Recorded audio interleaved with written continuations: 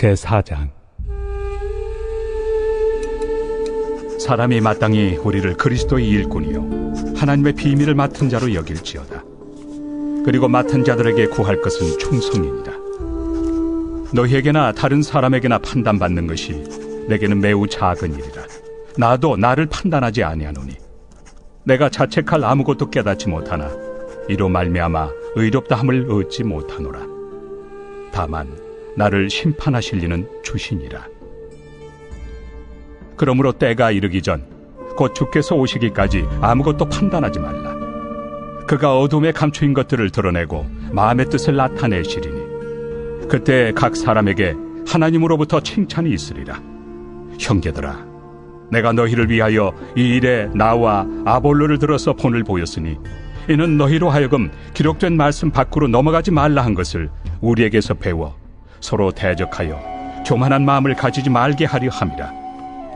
누가 너를 남달리 구별하였느냐? 내게 있는 것 중에 받지 아니한 것이 무엇이냐? 내가 받았은즉 어찌하여 받지 아니한 것 같이 자랑하느냐? 너희가 이미 배부르며 이미 풍성하며 우리 없이도 왕이 되었도다. 우리가 너희와 함께 왕 노릇하기 위하여 참으로 너희가 왕이 되기를 원하노라. 내가 생각하건대 하나님이 사도인 우리를 죽이기로 작정된 자같이 끄트머리에 두셨으며 우리는 세계 곧 천사와 사람에게 구경거리가 되었노라. 우리는 그리스도 때문에 어리석으나 너희는 그리스도 안에서 지혜롭고 우리는 약하나 너희는 강하고 너희는 존귀하나 우리는 비천하여 바로 이 시각까지 우리가 줄이고 목마르며 헐벗고 매맞으며 정처가 없고 또 수고하여 친히 손으로 일을 하며 모욕을 당한 즉 축복하고 박해를 받은 즉 참고 비방을 받은 즉 권면하니 우리가 지금까지 세상의 더러운 것과 만물의 찌꺼기 같이 되었도다. 내가 너희를 부끄럽게 하려고 이것을 쓰는 것이 아니라 오직 너희를 내 사랑하는 자녀같이 구원하려 하는 것이라. 그리스도 안에서 1만 스승이 있으되 아버지는 많지 아니하니 그리스도 예수 안에서 내가 복음으로써 너희를 낳았습니다. 그러므로 내가 너희에게 권하노니 너희는 나를 본받는 자가 되라. 이로 말미암아 내가 주 안에서 내 사랑하고 신실한 아들 디모데를 너희에게 보내었으니 그가 너희로 하여금 그리스도 예수 안에서 나의 행사 곧 내가 각처 각 교회에서 가르치는 것을 생각나게 하리라. 어떤 이들은 내가 너희에게 나아가지 아니할 것 같이 스스로 교만하여졌으나 주께서 허락하시면 내가 너희에게 속히 나아가서 교만한 자들의 말이 아니라 오직 그 능력을 알아보겠으니 하나님의 나라는 말에 있지 아니하고 오직 능력에 있습니다. 너희가 무엇을 원하느냐? 내가 매를 가지고 너희에게 나아가리야. 사랑과 온유한 마음으로 나아가리야.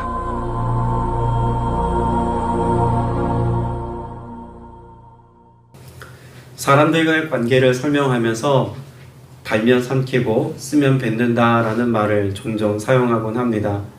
관계 안에서 지금 내게 잘 대해주는 사람, 또 내게 지금 얻을 것이 있다고 생각해서 나의 어떤 유익을 구하고 있는 사람, 이런 관계 안에서는 기꺼이 나를 용납하고 나를 이해하고 좋은 관계를 맺는 것을 즐거워합니다. 그러나 내 삶에 유익될 만한 것이 사라진 어느 때, 내 삶에 누군가에게 나눌 것, 또 누군가에게 내가 가지고 있는 것을 영향력 있게 베풀 수 없는 어떤 때가 되었을 때, 그때에도 우리 곁에 사람들이 남아있다면 정말 좋겠습니다만 사람들과의 관계 안에는 그렇지 못한 경우가 더 많습니다. 내게 유익이 되느냐 안 되느냐, 이것이 삶의 잣대가 되어서 이것을 가지고 다른 사람들과의 관계를 평가하고 또 그것을 결정하는 것이 사람들의 보편적인 삶의 태도라는 것이죠. 비단 좋은 것, 나쁜 것만 가지고 우리가 이야기할 수 있는 것은 아닐 겁니다.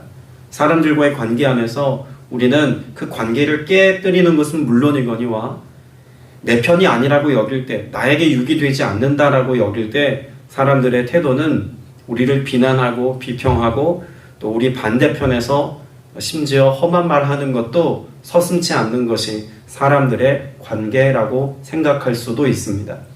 초대교회 공동체의 모습인 고린도 교회만 하더라도 그렇습니다. 사도 바울이 안타깝게 지금 고린도 교회를 향해서 메시지를 전하고 있는 그 중심에는 교회가 네 파로 나뉘어졌습니다.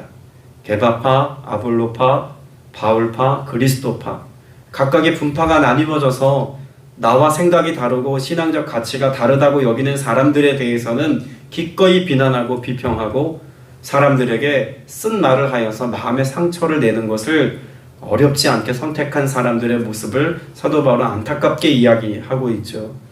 모두가 다 그리스도를 위한다는 명목입니다.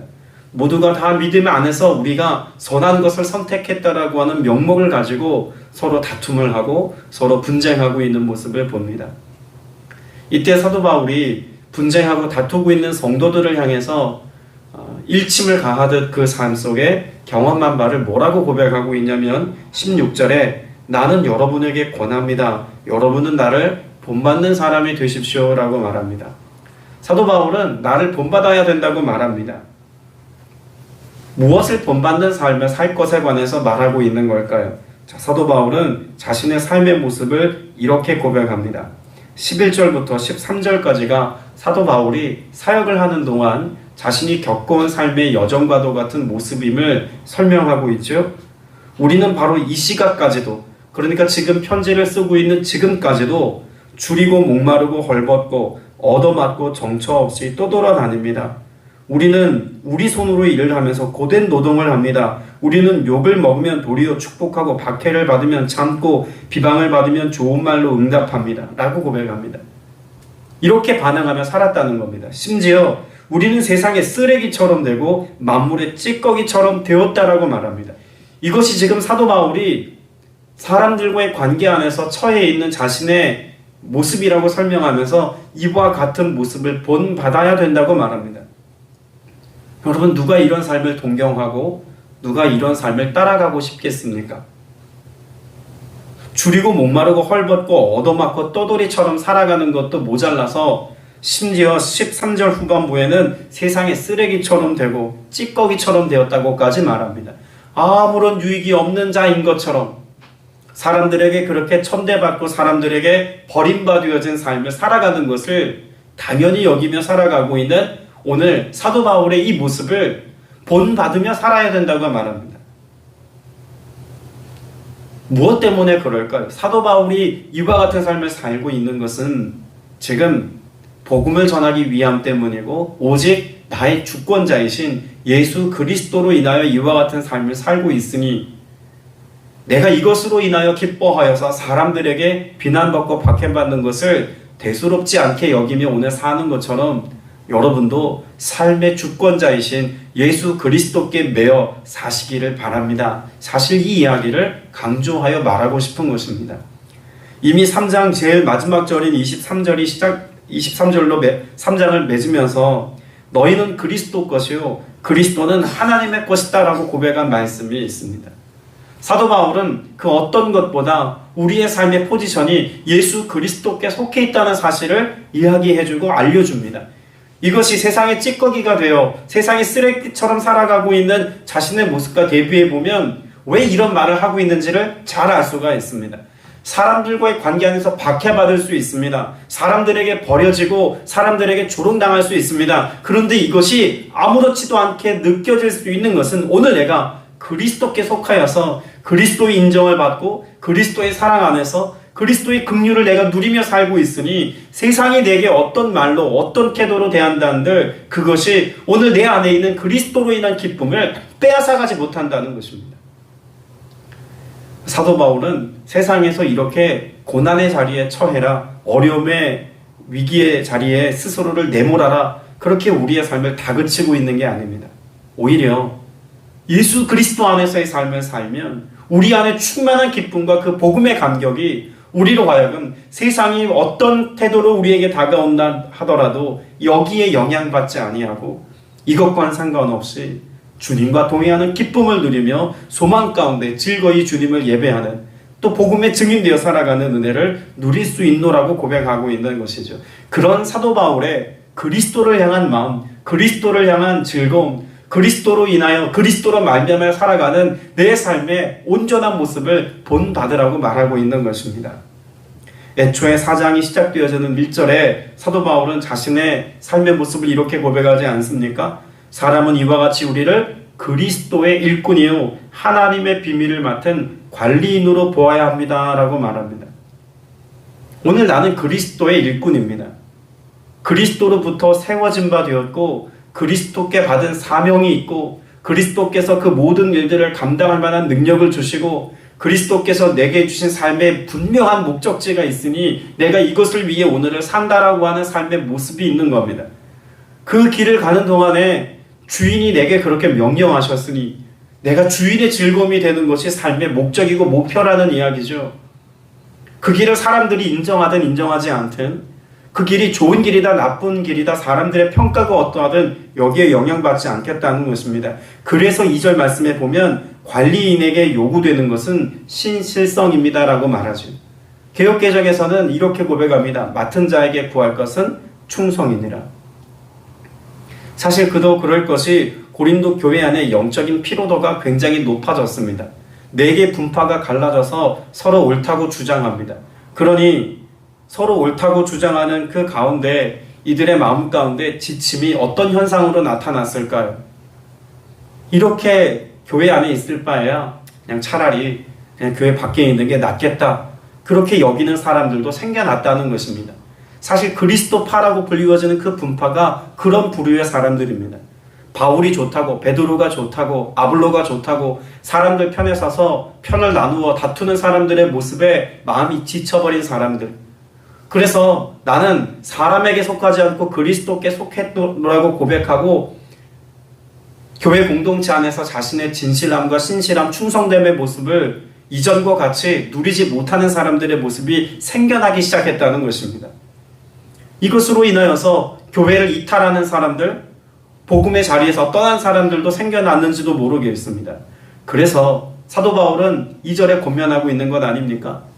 사람들 때문에 생겨난 마음의 그 피로감이 그리스도를 향한 충성에 대해서 희석되지 아니하도록 그리스도를 향한 온전한 마음이 식어지지 아니하도록 우리의 충성된 마음, 진실한 마음, 맡은 자로서의 사명을 놓치지 아니하고 살아가야 한다고 당부합니다. 오늘날의 교회에도 사도 바울이 똑같은 권면을 할 거라고 예상이 됩니다. 교회 공동체 안에서 은혜를 누리고 그 사랑 안에 서로 용납되어지고 기꺼이 내 안에 있는 슬픔과 탄식의 문제를 꺼내어 놓고 어떤 연약함의 문제라도 함께 나누고 기도할 수 있다면 정말 좋겠습니다만 오늘날의 교회 공동체 안에 안타까운 모습 중에 하나는 이것이 가십거리가 될까봐 이것이 서로에게 비난과 비평거리가 될까봐 정작 나누어야 할 기도 제목은 온전히 나누지 못하는 모습들을 봅니다. 그리고 실제로 사람들과의 관계 안에서 누군가의 약점을 듣고 알게 된다면 이것을 가지고 나의 기도 제목으로 삼고 애통하며 마음 찢고 성전에 남아 기도하고 중보하기보다는 사람들과의 말 속에서 누구를 비평하고 비난하는 말들이 더 오르고 내리는 모습들을 어렵지 않게 볼 수 있다는 이야기를 듣습니다. 여러분, 우리의 말이 다른 사람을 아프게 할 수 있다는 사실을 우리가 잘 이해해야겠죠. 또 때로는 우리가 누군가의 말로 인하여서 아픔을 겪을 수 있다는 사실도 인정해야 합니다. 그러므로 우리의 마음과 우리의 생각과 우리의 입술에 무엇이 가득하게 해야 합니까? 주님의 말씀이 중심에 있어야 합니다. 내 생각에 옳은 대로 말하고 내 생각에 좋은 대로 평가하는 것이 아니라 하나님의 말씀이 표준이 된 삶을 나 스스로가 먼저 살아내야 한다는 것입니다. 그래서 사도 바울은 3절과 4절에 뭐라고 말합니까? 나는 세상에서 심판받는 것 결코 두렵지 않다고 말합니다. 나 자신조차도 나를 심판하지 않겠다고 말합니다. 이렇게 말하는 것은 자신이 의롭고 자신의 삶이 다른 사람들에게 부끄러울 만한 그 어떤 것도 없기 때문이 아닙니다. 나를 심판하시고 나를 다루어 보실 분은 오직 예수 그리스도시다라고 하는 온전한 믿음의 고백이 있기 때문에 주님 앞에서의 삶을 이렇게 고백하고 있는 것이다라고 말할 수 있는 것이죠. 오늘 저와 여러분을 보고 계신 분이 있습니다. 주님이 오늘 저와 여러분을 보고 계십니다. 우리는 사람들과의 관계 안에서 어떻게 보여질까? 또 혹은 사람들에게 듣는 말이나 사람들과의 관계 안에서의 그 행동들에 쉽게 영향을 받곤 합니다. 그러나 정말 우리가 마음을 쓰고 생각을 가다듬어서 주님 앞에서 어떤 삶을 살고 있는지를 늘 살피고 늘 생각해야 될 이유가 여기 있습니다. 주님은 우리의 심령을 관찰하시는 분이십니다. 우리가 보고 있는 것뿐만 아니라 우리가 사람들에게 보여지지 않는 그 모습까지도 온전히 다 보고 계시며 우리의 생각과 마음까지도 다 보고 계신 분이 주님이시라면 정말 두렵고 떨리는 마음으로 살아가야 할 대상은 사람이 아니라, 사람들과의 관계가 아니라 정말 주님 앞에서의 삶이 오늘 내가 어떤지를 더 염두에 두고 살아야 하지 않겠습니까? 나를 판단하실 수 있는 분, 나를 평가하실 수 있는 분은 오직 예수 그리스도입니다. 그래서 6절 말씀에 보면 사도 바울은 자신을 본받는 것에 관하여 말씀하면서 자신의 삶은 늘 어떤 범주 안에서의 삶이었다고 말하나요? 기록된 말씀을 벗어나지 말라는 격언, 이것을 인용하여서 내 삶의 기반은 말씀이다라고 하는 것을 이야기합니다. 사람들이 내게 해주는 어떤 말이 아니라 하나님께서, 예수 그리스도께서 오늘 내게 주신 그 말씀을 삶의 기반으로 삼고 살면 사람들과의 관계 안에서 쉽게 요동하거나 흔들리지 않을 것이다라고 말합니다. 특별히 사도 바울은 늘 복음을 전하는 현장에 있었습니다. 그리고 이 복음 전하는 현장에서 그가 겪었던 삶의 이야기들은 오늘 11절부터 13절까지 나와 있는 그 모든 삶의 내용이라고 해도 과언이 아닙니다.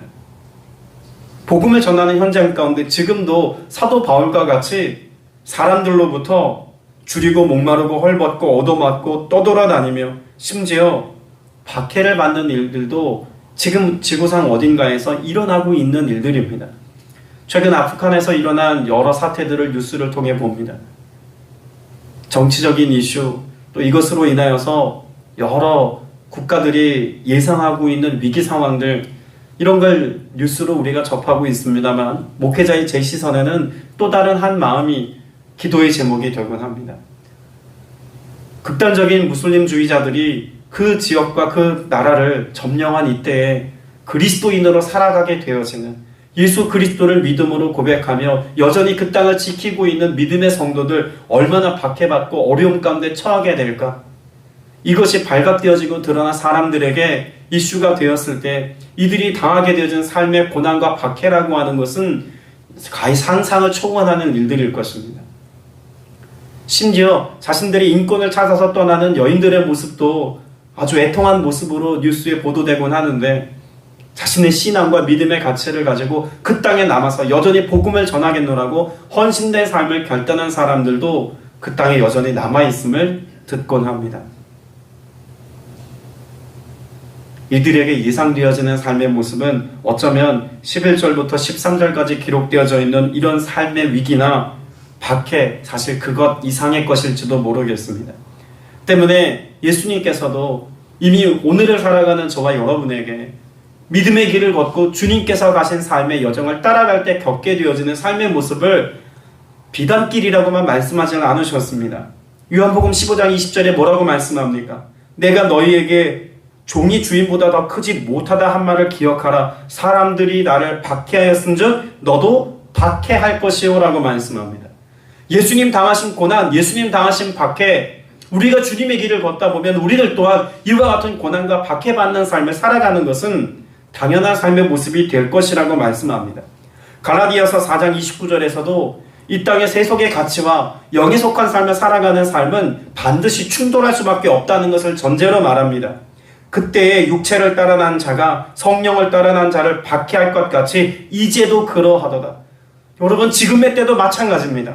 믿음으로 사는 삶이 점점 더 어려워집니다. 영적인 삶을 선택하여 살아가는 것이 이성적이지 못하고 합리적이지 못하고 과학이 번영한 지금의 때에 너무나 비상식적인 일들처럼 여겨지는 시대를 우리는 살고 있습니다. 이것에 대하여 우리의 신앙은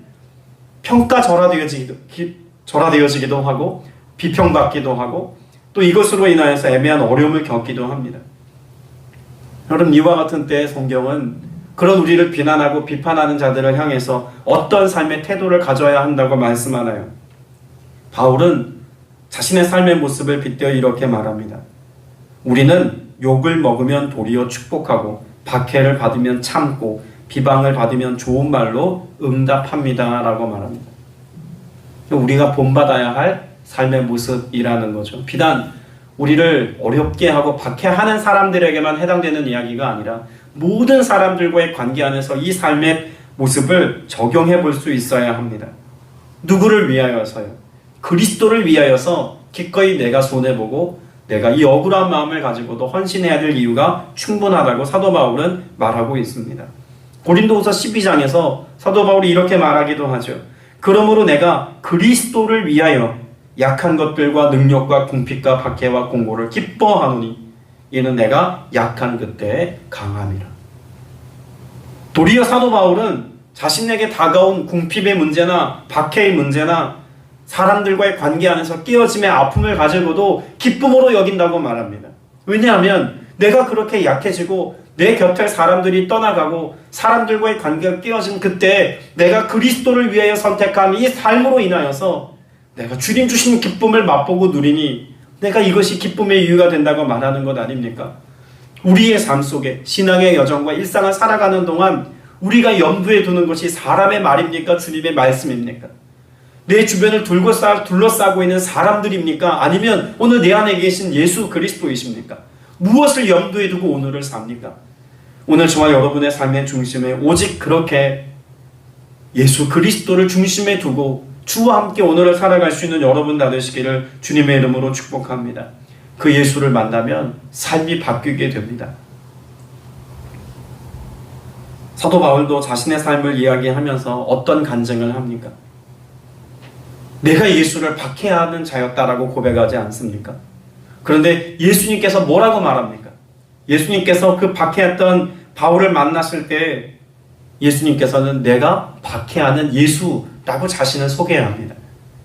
그렇게 자신으로 인하여 박해받았던 예수, 그 예수를 만나고 난 뒤에 그 예수를 위해서 스스로 박해받는 자의 자리에 내려갔던 이가 사도 바울입니다.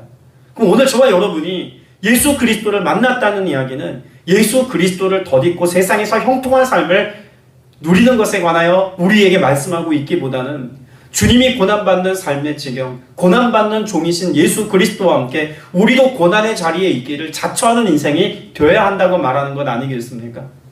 주와 함께 그렇게 애통하는 자들과 함께 울 수 있는 눈물의 자리로 함께 내려가야 할 것을 말씀하고 있는 것 아닙니까? 주님이 고아와 가부를 돌아보시고 병든 자들과 율법으로부터 외면당했던 사람들을 섬기고 그들을 위하여 마음 찢고 애통함으로 함께 계셨던 것처럼 그 주님의 모습을 뒤따르는 우리가 사람들이 인기를 구하고 사람들의 영광을 구하는 것이 아니라 그렇게 비천한 자의 자리에 어려움과 위기 가운데 있는 자들에게 그리스도의 사랑을 가지고 섬기는 위치에 서 있어야 되는 것이 우리를 향한 주님의 바람이라고 주님이 말씀하고 계십니다. 오늘 저와 여러분 모두가 주님의 은혜 안에서 사도 바울이 우리에게 본받으라고 말한 그 삶의 지경과 그 삶의 모습을 소망하여서 주님 우리도 겸손히 그렇게 주님을 따르는 삶이 되기를 원합니다. 고백하시는 여러분 되시길 축복합니다. 마지막 13절에 보면 사도 바울은 자신의 삶의 모습을 세상의 쓰레기처럼 되고 만물의 찌꺼기처럼 되었다고 말합니다. 여러분 이 쓰레기, 찌꺼기 모두가 다 어떤 상태에 있는 것을 설명하기 위한 수식어일까요? 쓸모없는 것, 버려진 것, 가치 없는 것, 외면당한 것. 이것에 관한 메시지가 쓰레기, 찌꺼기입니다. 세상에 대하여서는 그러할지라도 사도 바울은 그리스도 안에서 복음에 관하여 그는 그 어떤 삶의 모습보다도 충성된 일꾼의 모습으로 오늘 살고 있노라고 스스로를 소개하고 있습니다. 그렇습니다. 우리가 세상에서는 찌꺼기처럼 쓰레기처럼 취급당할 수 있습니다. 미련한 자로 어리석은 자로 취급당할 수 있습니다. 그럼에도 불구하고 주님의 말씀이 여러분의 삶의 중심에 있고 그리스도를 향한 충성됨이 여전하여서 오늘 이 하루도 정말 주님이 원하시는 삶을 주님이 기뻐하시는 것을 선택하여서 믿음의 삶을 온전히 살 수 있는 저와 여러분 다 되시기를 주님의 이름으로 축복합니다. 기도드리겠습니다. 은혜가 풍성하신 아버지 하나님, 오늘도 우리의 삶을 주장하셔서 주 앞에 불러 모으시고 함께 예배할 수 있도록 인도하시니 감사드립니다. 때로 사람의 말에 마음이 상하기도 하고 영향을 받습니다. 내 앞에 있는 누군가의 영향을 받아서 우리의 인생이 좌절되기도 하고 낭망하기도 합니다. 그러나 주님이 내 삶의 주권자 되심을 오늘 말씀을 통해서 명백히 가르쳐 주셨사오니 사람의 말이 아닌 주님의 말씀에 우리의 삶을 두고 살아가게 하여 주시옵소서. 사람들과의 관계 물론 중요하지만 오늘 내 삶의 주권자 되시고 내 삶의 파송자 되신 예수 그리스도께서 원하시는 것과 뜻하시는 것을 이루는 이 기쁨과 즐거움에 매여 오늘을 살아갈 수 있도록 성령님 역사하여 주시옵소서. 오늘 내가 그리스도의 것임을 잊지 않게 하여 주옵소서. 오늘 내가 그리스도로 말미암아 살아가는 존재인 것을 잊지 않게 하여 주옵소서. 그래서 주님을 기쁘시게 하는 삶을 여전히 살아낼 수 있는 오늘 되어지기를 원하오니 성령님 우리와 함께 하시고 기도하고 간구하는 주의 백성들에게 권능으로 역사하여 주시옵소서. 그 풍성한 은혜 충만한 은혜 나타내 줄 것을 믿사오며 살아계신 우리 구주 예수 그리스도 이름으로 간절히 기도드렸사옵나이다. 아멘.